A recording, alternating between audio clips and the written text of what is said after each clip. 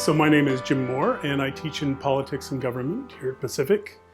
And I teach everywhere from freshmen to going out the door. And I've been doing it for about 30 years here at Pacific. This is my 18th year. So I've been playing these games for a while. So I teach in the social sciences mainly. Do a little science and a little arts and humanities in some classes, but mainly in the social sciences. And one of the big things we want people to do is walk out of here, be able to face problems, and be able to figure out how they're going to approach those problems. And so critical thinking is what you need to have to do that.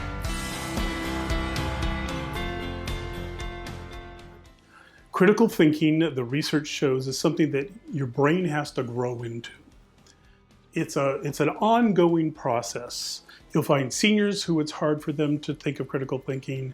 Most first-year students, it's really hard for them to do critical thinking.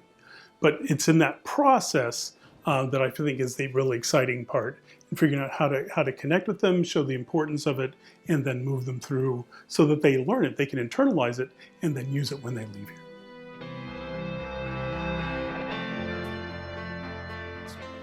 And so how do you get them to ask interesting questions?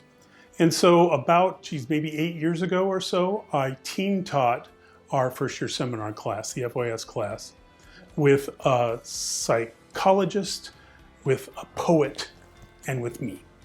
And the psychologist is hardcore sciencey kind of psychology. And so we each approached the same FYS class from our different fields. And we sat together and said, what can we have that's a common way in which the students engage with all the different sources that we're going to be approaching?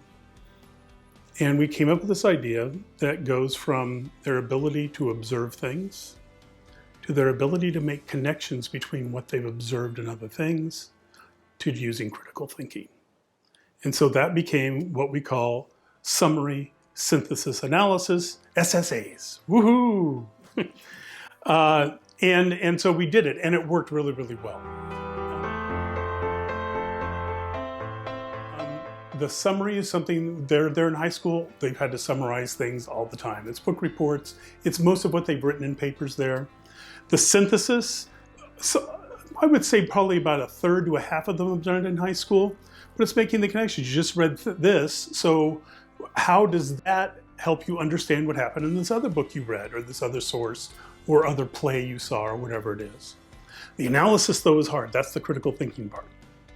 And for that, critical thinking in this model is you need to work with the students to create intellectual tools, intellectual frameworks that they can then apply to what the text is, written large, whatever the text is, so that they can get at what the meaning is in a more important and in a deeper way.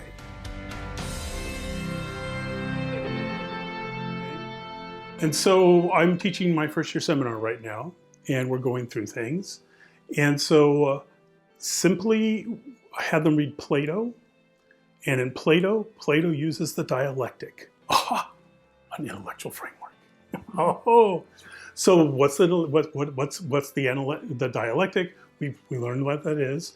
Then they need to take, if they decide to use it for one of the things they're reading, for instance, they're reading Galileo this week.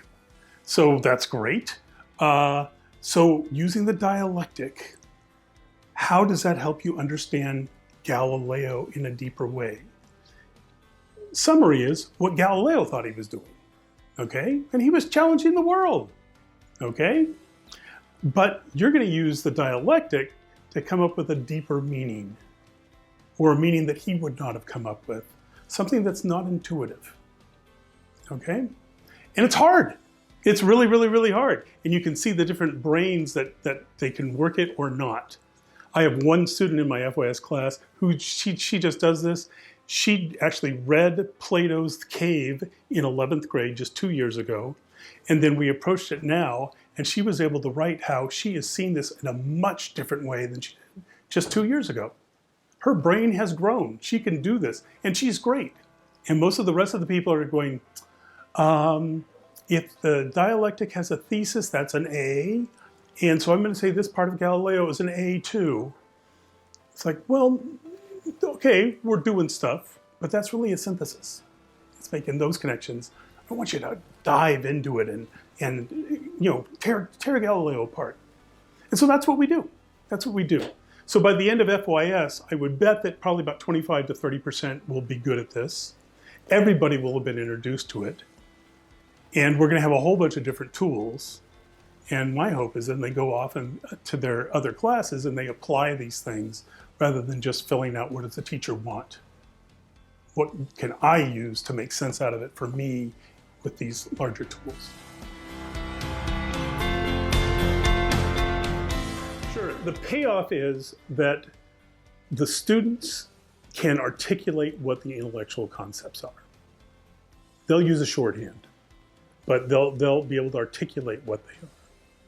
And in fact, in FYS, where they do their SSAs, when they get to the analysis part, I'm beginning to grade them and go through them. Say, just a sentence, define what you mean. Don't just say, use the dialectic. What is the dialectic? Make it so your mom could read it.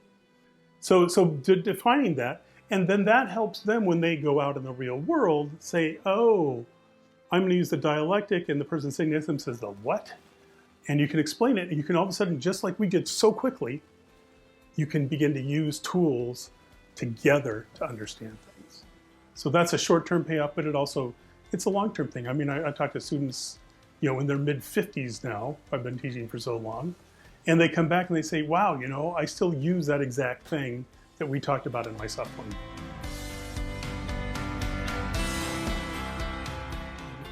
I'm not sure if it's most students or if it's students we get at Pacific. Students tend to come in and say, what are you going to teach me so I can pass the test and get the award? And I'm not interested in that at all.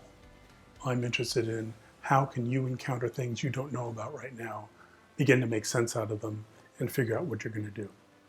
So I'm talking liberal education writ large. I don't care if you get D's or C's from me, but if you go out there and you can encounter the world, that's great. A lot of students come in and say, boy, if I don't get that A or B, the transaction is a failure. And so that's a tricky thing to negotiate. Sure, so first of all, the pitfalls, remember, brains have to develop and students have to buy into it, so it's a process. You may not see it in a single class, it may be something that goes over time. What you need to do, think about ways in which you can incorporate this into kind of everyday stuff. If it's a hurdle, like a big paper, you have to do one paper per semester, students are going to fail or not. That's why I do these short SSAs that they have to write on every source that we go through. So it's a habit. We begin to develop that habit. I found that to be really useful at the upper division level. I don't have them do that, but I have them do annotated bibliographies on all their sources. Among other things, I can figure out if they've read the source. But the second part of it has got to be analysis about what the source is, how we understand it, those kinds of things. So think about how your assignments work to encourage just a pattern of thought, not a you did it or you didn't do it kind of thing.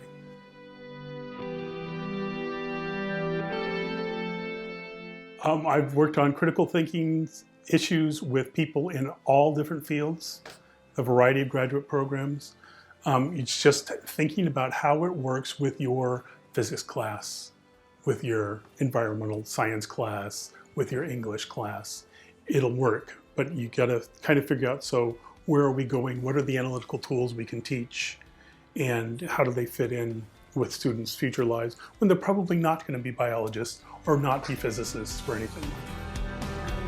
It's hard, but it's worth it.